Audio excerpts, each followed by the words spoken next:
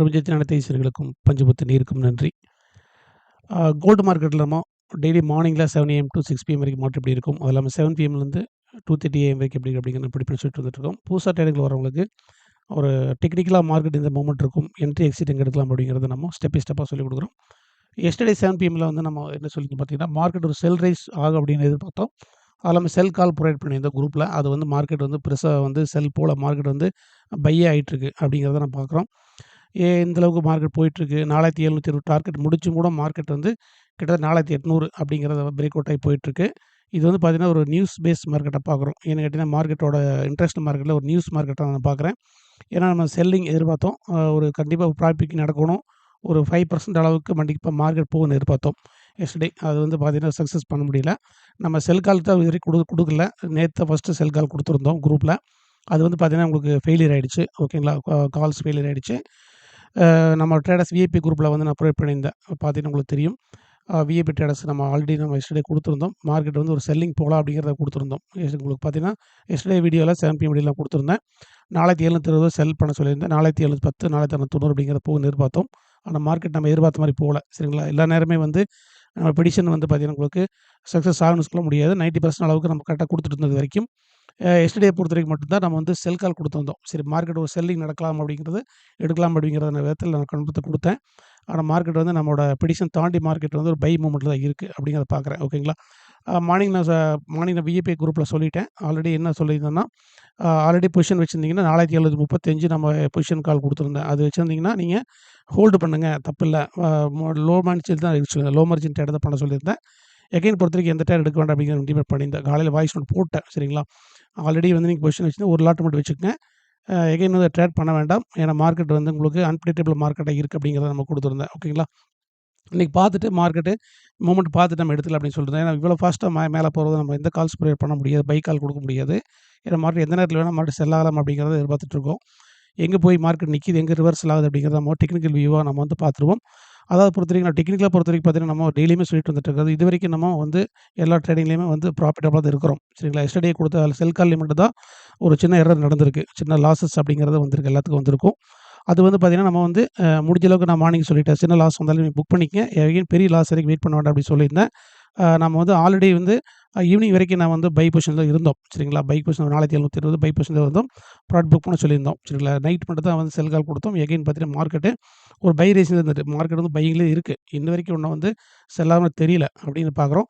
எது வரைக்கும் மார்க்கெட் போகும் அப்படிங்கிற பார்க்குறபோது 4850 வரைக்கும் மார்க்கெட்டு போகும்னு எதிர்பார்க்குறோம். சரி, 4850 வரைக்கும் மார்க்கெட் டார்கெட் போகிறக்கு வாய்ப்புகள் இருக்குது. இது வரைக்கும் போகிறக்கு வாய்ப்பு இருக்குன்னு எதிர்பார்க்குறோம்.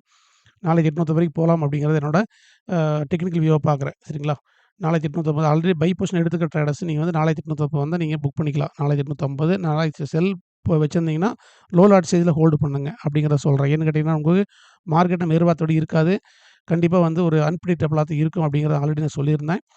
டார்கெட் பொறுத்த வரைக்கும் 4800 வரைக்கும் போகிறக்கு எதிர்பார்க்குறோம். இந்த இன்டர்டே டார்கெட்டு அப்படி போயினா கூட நம்ம செல் பண்ணலாமா அப்படிங்கிறது பார்த்தீங்கன்னா பொறுமையாக தான் இருக்கணும் அப்படிங்கிறது தோணுது எனக்கு. ஏன்னா மந்த் எண்டில் மார்க்கெட் வந்து ஒரு நியூஸ் பேஸில் போயிட்டே இருக்குது. செல் எங்கே ஆகும் அப்படிங்கிறது ப்ரெடிக்ட் பண்ண முடியாத சூழ்நிலை எல்லாம் இருக்கும். சரிங்களா, டெக்னிக்கல் வியூ தாண்டி மார்க்கெட் போயிட்டுருக்கு அப்படிங்கிறத பார்க்குறேன். இது வந்து பார்த்தீங்கன்னா 15 மினிட்ஸ் டைம் ஃப்ரேம் வச்சிருக்கேன். சரிங்களா, 1 ஹவர் பார்க்குறது உங்களுக்கு நல்லா தெரியும். மார்க்கெட் வந்து பார்த்தீங்கன்னா உங்களுக்கு ஒரு மூவ்மெண்ட் பை மூவ்மெண்ட்டில் இருக்காங்க. சரி, 4850 நம்ம வந்து ஹையஸ்ட் இன்ட்ரேடோட பை டார்கெட்டை பார்க்குறோம். விஐபியில் நான் கால்ஸ் எதுவுமே ப்ரொவைட் பண்ணல, பை கால் கொடுக்கல நான். ஆல்ரெடி நிறைய ட்ரேடர்ஸ் கேட்டிருந்தாங்க, வெயிட் பண்ணுங்கள், யாருமே வந்து கேட்க வேண்டாம். ஏன்னா வந்து இது ஒரு கன்ஃபியூஸ்ட் ஜோனில் இருக்குது, மார்க்கெட்டு டேஞ்சரஸ் ஜோனில் இருக்கும். அதனால் வந்து வெயிட் பண்ணுங்கள், கேபிட்டல் ப்ரொடெக்ட் பண்ணிங்க அப்படிங்கிறத நான் சொல்லியிருந்தோம். ஈவினிங் செஷனில் மார்க்கெட் பார்த்துட்டு நம்ம வந்து ஒரு பையா செல்லா அப்படிங்கிறது முடிவு இல்லை அப்படிங்கிறது என்னோட தனிப்பட்ட கருத்து. ஏன்னு கேட்டிங்கன்னா ஆல்ரெடி வந்து செல் பொசிஷன் வச்சுருந்தீங்கன்னா சின்ன லாட் ஹோல்டு பண்ணுங்கள், அதிகமாக லாட் சீஸ் பண்ண வேண்டாம் அப்படிங்கிறத நான் சொல்லியிருந்தோம். எகைன் மார்க்கெட் மேலே ஹையில் போய் ஒரு 4900 850 அப்படிங்கிற போகிறபோது நம்ம வந்து ஒரு செல் போடலாம் அப்படிங்கிறத எதிர்பார்க்குறேன், என்னோட தனிப்பட்ட கருத்து. ஓகேங்களா, 4900 850 பிரேக் அவுட் ஆகி 4900 போகிறபோது அங்கே போய் நம்ம ஒரு செல் பண்ணலாம் அப்படிங்கிறத எதிர்பார்க்குறேன். இப்போயே செல் பண்ணலாம்னா கண்டிப்பாக பண்ண முடியாது, மார்க்கெட் பை ஆகிட்டு இருக்கிறனால ஒரு செல்லிங் கொடுக்க முடியாது. ஆல்ரெடி ஒரு பொசிஷன் வச்சுருந்தீங்கன்னா அப்படியே ஹோல்டு பண்ண சொல்லியிருந்தோம்.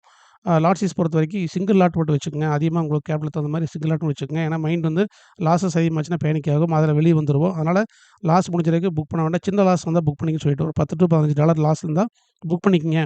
எகைன் வந்து பார்த்தீங்கன்னா என்ட்ரி எடுக்க வேண்டாங்கிறது நம்ம வந்து இன்டிமேட் பண்ணிக்கிறோம் குரூப்பில். ஓகேங்களா, லெவல்ஸ் அப்படிங்கிறது இன்றைக்கி பொறுத்த வரைக்கும் பெருசாக வந்து நம்ம ப்ரொவைட் பண்ண முடியாது. ஏன்னா மார்க்கெட் வந்து நம்ம எதிர்பார்த்த லெவலுக்கு மார்க்கெட் போயிட்டு இருக்கனால இன்றைக்கி லெவல்ஸ் எதுவுமே ப்ரொவைட் பண்ணல. ஏன்னா வீடியோ பொறுத்தவரைக்கும் பார்த்தீங்கன்னா, ஒரு இன்டிமேட்க்காக தான் நான் குடுத்துருக்கேன். ஏன்னா வந்து ஒரு என்ன சொல்றது ஒரு கரெக்ஷன் அதாவது நம்ம குடுத்த கால்ஸ் வந்து எஸ்டர்டே செல் கால் வந்து மூவ்மெண்ட் குடுக்கல. பைல மார்க்கெட் இருக்கு. ஈவினிங் பொறுத்தவரைக்கும் நம்ம வந்து ஒரு செல் நடந்ததுன்னா, நம்ம செல் பண்ணலாம் அப்படிங்கிறத பார்க்குறோம். ஒண்ணு பை சைடு அப்படிங்கிறது கொஞ்சம் வெயிட் பண்ணி தான் எடுக்கணும் அப்படிங்கிறத பார்க்குறேன். ஏன்னா டெக்னிக்கலா வந்து சப்போர்ட் பண்ணுச்சுன்னா, நான் எகைன் பை கால் குடுக்குறேன். ஆஃப்டர்நூன் மேல பை கால் குடுக்கலான்ட்டு இருக்கேன். பை லெவல்ஸ் ப்ரொவைட் பண்ணலான்ட்டு இருக்கேன் குரூப்ல. இப்போதைக்கு பொறுத்தவரைக்கும் நாங்க பை லெவல் குடுக்கல. லண்டன் செஷன் மார்க்கெட் ஓப்பன் ஆகுறத பார்த்துட்டு நம்ம வந்து டிசைட் பண்ணலான்ட்டு இருக்கோம். ஈவினிங் செஷன்ல யுஎஸ் செஷன்ல பொறுத்தவரைக்கும் 7 பிஎம்ல மார்க்கெட் செல்லிங் நடந்ததுன்னா, திரும்ப பை எடுக்கலாம் அப்படிங்கிறத பார்க்குறோம். எகைன் ஆல்ரெடி செல் பொசிஷன் வச்சுக்கிறவங்க கண்டிப்பா நீங்க நியூட்ரலா வரும்போது புக் பண்ணீங்க. இல்ல உங்களுக்கு சின்ன ப்ராஃபிட் வந்தாலும் கீழ வர்றது மார்க்கெட் வந்தாலும் புக் பண்ணீங்க. ஒரு நியூஸ் மார்க்கெட்ல மார்க்கெட் சரியிறதுக்கு வாய்ப்புகள் அதிகமா எதிர்பார்க்குறோம். ஏன்னா இந்த அளவுக்கு மார்க்கெட் போகாது. ஆனா அத தாண்டி மார்க்கெட் போயிட்டுருக்கு அப்படிங்கிறத நம்ம கண்கூட பார்க்குறோம். லெவல்ஸ் பார்த்தீங்கன்னா, இன்னைக்கு நோ லெவல்ஸ் அப்படிங்கிறத அது சொல்ல வர்றேன். ஏன்னு கேட்டீங்கன்னா, லெவல்ஸ் குடுத்தாலுமே வந்து அது மார்க்கெட் வந்து நம்ம வந்து என்ன சொல்றது, ஒரு செல் பொசிஷன்ல சில ட்ரேடர்ஸ் எடுத்து வச்சிருப்பாங்க. இப்ப பை லெவல் குடுக்குறபோது அது வந்து கன்ஃப்யூஸ் பண்ணும் மார்க்கெட்ட. அதனால உங்களுக்கு என்னோட தாழ்மையான கருத்து பார்த்தீங்கன்னா, ஒரு மார்க்கெட்ல வந்து பொறுத்தவரைக்கும் பொறுமையா இருக்க வேண்டிய சூழ்நிலை அப்படிங்கிறது இன்னைக்கு நானு சொல்ல வர்றேன். ஈவினிங் செஷன்ல மார்க்கெட் வந்து பார்த்தீங்கன்னா, நம்ம கண்டிஷன் வந்தா எடுப்போம் அப்படிங்கிறத பார்க்குறோம். ஓகே. இப்போ வந்து பார்த்தீங்கன்னா, இந்த பை எடுக்கலாமா அப்படின்னு நெறைய பேர் கேட்பாங்க. கண்டிப்பா மார்க்கெட் வந்து பை எடுக்கலாம் அப்படிங்கிறதுனால இப்போ வந்து கான்ஃபிடென்ட்டா கூற முடியாது. ஏன்னு கேட்டீங்கன்னா, மார்க்கெட் வந்து ஹை அண்ட் ஹைல போயிட்டு ஃபாஸ்ட்டா போயிட்டு இருக்கு. நம்மளோட எதிர்பார்ப்பு மீறி போயிட்டு இருக்கு. 4720 நான் கடந்த 10 நாளாவே குடுத்த டார்கெட் எல்லாம் முடிஞ்சு, கிட்டத்தட்ட பார்த்தீங்கன்னா, உங்களுக்கு கிட்டத்தட்ட $100 அளவுக்கு அதுக்கு மேல மூவ்மெண்ட் குடுத்துட்டாங்க. 4820 வந்தாச்சு மார்க்கெட்டு. ஓகேங்களா? இதுக்கு மேல வந்து நம்ம பை குடுக்கலாம் அப்படின்னா, கண்டிஷனுக்கு வந்து 90% அளவுக்கு வாய்ப்புகள் குறைவா தான் இருக்குன்னு எதிர்பார்க்குறேன். ஏன்னு கேட்டீங்கன்னா, உங்களுக்கு எப்ப வேணா மார்க்கெட் இறங்கக்கூடிய வாய்ப்பு இருக்கு. அதனால மார்க்கெட் ஒரு செல்லிங் நடந்தாலும் வாங்கலான்னு எதிர்பார்க்குறேன். ஓகேங்களா? அப்படி பார்க்கும்போது நானு 4660, 4640 வரைக்கும் மார்க்கெட் வந்துச்சுன்னா, ஆல்ரெடி செல் பொசிஷன்ல வச்சுக்கிற ட்ரேடர்ஸ் அந்த லெவல்ல வந்து நியூட்ரலா குளோஸ் பண்ணிக்கலாம். நான் வந்து 4640ல செல் பொசிஷன் குடுத்துருக்கேன். ஓகே. இந்த லெவல்ல நான் செல் குடுத்துருக்கேன். 4640 செல் எடுத்து வைக்க சொல்லியிருக்கேன். ஓகேங்களா? இந்த செல் அப்படிங்கிறது பார்த்தீங்கன்னா, இப்போ லாஸஸ்ல ஓடிட்டுருக்கும். கிட்டத்தட்ட பார்த்தீங்கன்னா, உங்களுக்கு ஒரு ரவுண்ட்ஸ் போட்டாலே கிட்டத்தட்ட உங்களுக்கு கிட்டத்தட்ட எவ்வளோ ஆச்சு 700 ஒரு 60 ப்ளஸ் வந்து பார்த்தீங்கன்னா, இதில ஒரு 100 $160 உங்களுக்கு ஒரு ரவுண்ட்ஸ் கூட $160 மைனஸ் இருக்கும். உங்க ஹோல்டிங் பொசிஷன் வந்து அப்படியே ஹோல்டு பண்ணலாங்கிறத நான் பார்க்குறேன். ஏன்னு கேட்டா, இது வந்து லாஸ் புக் பண்ண முடியாது. மார்க்கெட்டுங்க ரிவர்சல் ஆச்சுன்னா, நம்ம வந்து ஒரு நியூட்ரலா புக் பண்றதுக்கு வாய்ப்பு இருக்கு. கண்டிப்பா ரிவர்சல் ஆகும். 4800 போச்சுன்னா மார்க்கெட் 4640 வரைக்கும் வர்றதுக்கு வாய்ப்புகள் இருக்கு. அப்படி வந்ததுன்னா வந்து இந்த செல் லெவல்ல க்ளோஸ் பண்ணிக்கலாம் அப்படிங்கிறத பார்க்குறேன். ஓகேங்களா? இப்போ மார்னிங் குடுத்தது 4760 அப்படிங்கிற நான் வந்து ஒரு செல்ல குடுத்துருந்தேன். அது வந்து சின்ன லாஸ்ல புக் பண்ண சொல்லிட்டேன். 4760ல வந்து ஒரு செல் கால் குடுத்துருந்தேன். குரூப்ல ஷோ பண்ணி காட்டுறவங்களுக்கு தெரியும். ஓகேங்களா? 4760 ஒரு செல் பொசிஷன் குடுத்துருந்தேன் ஆல்ரெடி. சரிங்களா? அந்த செல் பொசிஷன் வந்து சின்ன லாஸ்லயே வெளிய வர சொல்லிட்டோம். கிட்டத்தட்ட பார்த்தீங்கன்னா 4775 ட்ராவல் ஆயிட்டுருக்குது மார்க்கெட்டு. நான் அந்த லெவல்லயே வெளிய வர சொல்லிட்டோம். வேண்டாம் அப்டின்ட்டு சின்ன லாஸ் புக் பண்ணி சொல்லிட்டோம். நான் ஒரு ஒரு பொசிஷன் மட்டும் தான் ஹோல்டு பண்ண சொல்லிக்கிறோம். இது வந்து மார்க்கெட் ரிவர்சல் ஆச்சுன்னா, இந்த இடத்துல வந்து உங்களுக்கு நியூட்ரலா புக் பண்ணிக்கலாம். இங்கிருந்து வந்து பை போறதுக்கு வாய்ப்பு இருக்கு. 4660 வரைக்கும் வந்துட்டு மார்க்கெட்டு திரும்ப ஒரு பையா இருக்க வாய்ப்பு எதிர்பார்க்குறோம். ஏன்னு கேட்டீங்கன்னா, அப்படியே உங்களுக்கு செல் ஆயிட்டே மார்க்கெட் இருக்காது. இங்க வந்து இது திரும்ப இது போறதுக்கு வாய்ப்பு இருக்கு. சரிங்களா? இந்த 2 விஷயம் தான் மார்க்கெட் இன்னைக்கு 4800 போச்சுன்னா ரிவர்சல் குடுக்கும். எடுத்து வச்சுக்கிற பொசிஷன் வந்து பார்த்தீங்கன்னா, நீங்க வந்து நியூட்ரலா புக் பண்ணலாம்.